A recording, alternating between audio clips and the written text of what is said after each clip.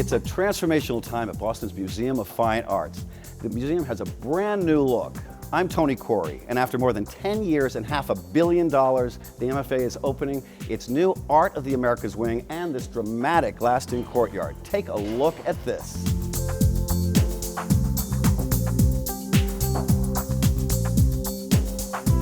What's the theory behind all of this? What is this doing for the museum?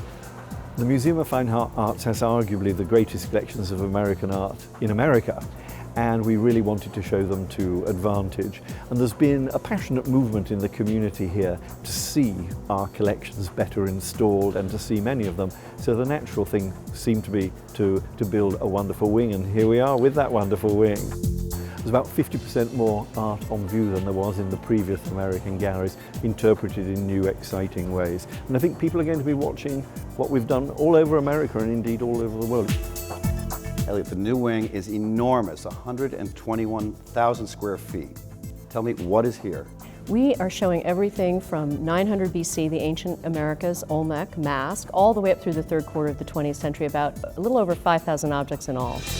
Malcolm, what is your favorite part of the new wing?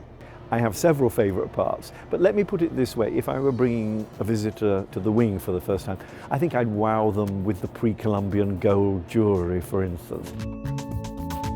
I'd take them to the great Sargent Gallery with his wonderful portrait of the Boit-Dorset, which is, one of our iconic images. And I'd take them also to the gallery which shows Boston in its revolutionary period, where you can meet John Hancock, Paul Revere, see Paul Revere's silver. So they appreciated the historicity of this great city. I think everything's going to be a highlight. I think everything's going to be seen in a new context. For most of our visitors, they'll see great favorites they always loved, perhaps by Copley and Revere and Sargent, but they may see some other artists that they've never really thought of that are in Central and South America.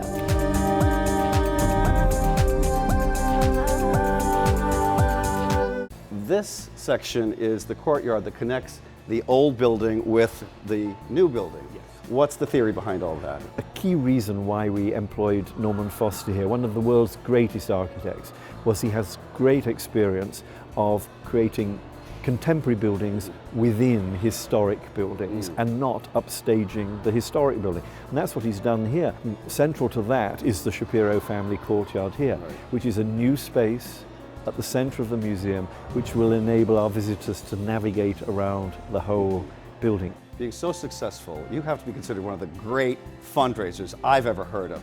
Now, $500 million. First thing that comes to my mind is, how did you pull this off?